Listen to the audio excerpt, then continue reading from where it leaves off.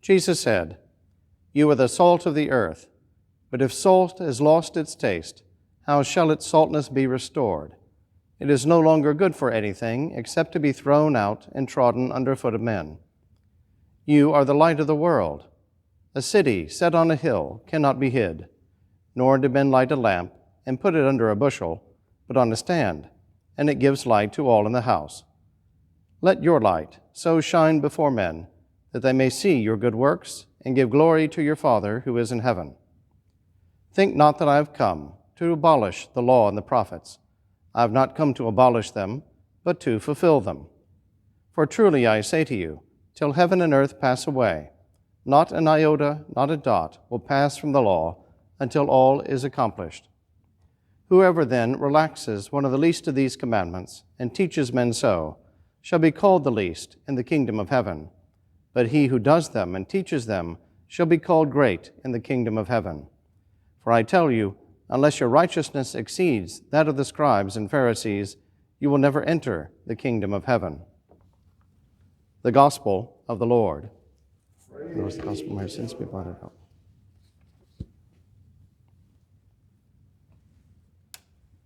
In the name of the Father, and of the Son, and of the Holy Ghost. Amen.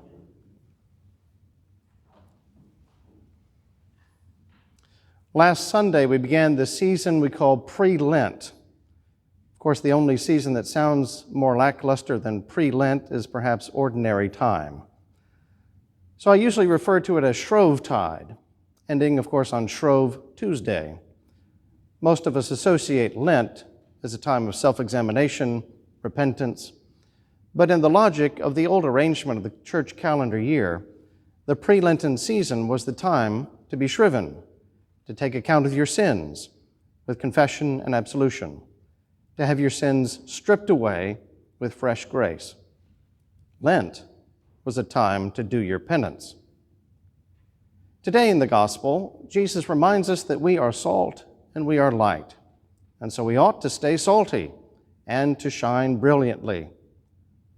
Piles of salt that are no longer salty and lamps depleted of oil that no longer give light are no longer worth having, only good to throw away. But of course, God doesn't throw away stuff like we do. So what do you do when you lose your savor and begin to grow dim? You go back to the cross, back to the Lord Jesus, to get fresh grace. And Christ, through His church, has provided a means for us to do so. We call it reconciliation, penance, or confession and absolution. Today I'm going to talk a little bit about that. At St. Gabriel's conference last weekend, I not only made my confession, but also taught others about how to do it and what it means. And all of us need to have that skill because we all sin. As St. John puts it, if we say we have no sin, we deceive ourselves and the truth is not in us. But if we confess our sins, He is faithful and just to forgive us our sins and to cleanse us from all unrighteousness. Now, the Catechism and the Prayer Book tells us that the mission of the Church is to restore all people to unity with God and each other in Christ. So how do we do that? This mission is something that figures very prominently in the life and ministry of Jesus Christ. Often His encounters with people, you might notice, turn quickly to the issue of sin and forgiveness. So this was a vital part of His ministry. Jesus came into the world to save sinners, Paul says. He came to heal the brokenhearted, it says in the Psalms. Jesus personally released people from their sins by declaring that forgiveness in the name of God. And taking reconciliation of a sinner to God to this personal level was quite a radical step. As you can imagine, it often did not sit well with the religious establishment. Pharisees and scribes objected. Wait a minute, you can't do that. They said, "Who is this fellow who speaks blasphemy? Who can forgive sins but God alone?" But Jesus insisted that He was right to do so, as He is both God and man. Often this was demonstrated to others through the power of healing, power of miracles. On one occasion, Jesus responded to them that you may know that the Son of Man has authority on earth to forgive sins. He said to the paralyzed man, I tell you, get up, take your mat, and go home. And lo and behold, it happened. When Jesus ascended into heaven, his desire was that the ministry of reconciliation that he has exercised in his ministry will continue on in his church. St. Paul made a note of the same when he said that all this is from God who reconciled us to himself through Christ and gave us the ministry of reconciliation. And that ministry carries on in various ways. First, by sharing the gospel, we extend the reconciling work of God in the world. Second, when we sin against others, we apologize and ask for forgiveness, being ready to forgive others who may have sinned against us. St. James exhorted the church, confess your sins to one another and pray for one another that you may be healed. And third, of course, we bring our faults and sins to God and ask for his forgiveness. Now, before he ascended into heaven, the risen Christ appeared to his apostles and imparted the final and most important, significant part of their ministry. He breathed on them and said, receive the Holy Spirit. If you forgive the sins of any, they are forgiven. If you withhold forgiveness from any, it is withheld.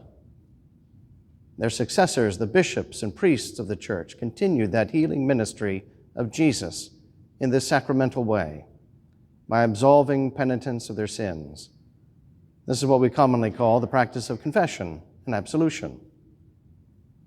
The Prayer Book Catechism defines it this way: reconciliation of a penitent or penance is the rite in which those who repent of their sins may confess them to God in the presence of a priest and receive the assurance of pardon and the grace of absolution. And that grace of absolution is fresh forgiveness, the application of Christ's atonement anew in the life of an individual for the forgiveness of their sins. Your saltiness and light can be restored by the power of Christ. And it all begins with self-awareness and self-reflection, examining our consciences in the light of God's will and of his commandments. Guides and tools for that can be very helpful, like the one based upon the 7 deadly sins in the St. Augustine's prayer book, or the 10 Commandments and the precepts of the church, or simply just thinking back through time. What did I do that was not pleasing to God in the last day, the last week, last month, last year? Often people, of course, are brought to the confessional not by a spiritual discipline as much as by a feeling of guilt, that something's not right, and I need to make it right. I need to get right with God. And so often they will confess those feelings, particularly if they've never done confession before. I feel back that when I feel I haven't been the husband or wife that I ought to be. I feel bad because I haven't been the father or the mother that I need to be. I feel guilty. Well, part of the examination of your conscience is to take those feelings and move beyond them. It's not a sin to have feelings. What was it that you did that led to those feelings? I regularly sit for confessions back in the booth there on Saturdays from 9:30 to 10, and other times listed by appointment. Usually after Mass is always a good time to catch me as well. It can be more anonymous in the confession booth, behind the screen, or if you prefer, sitting in the pews, or as a counseling session. The penitent is the one who begins the rite, and often first-timers especially are kind of unaware of that. You begin by saying, "Bless me, Father, for I have sinned."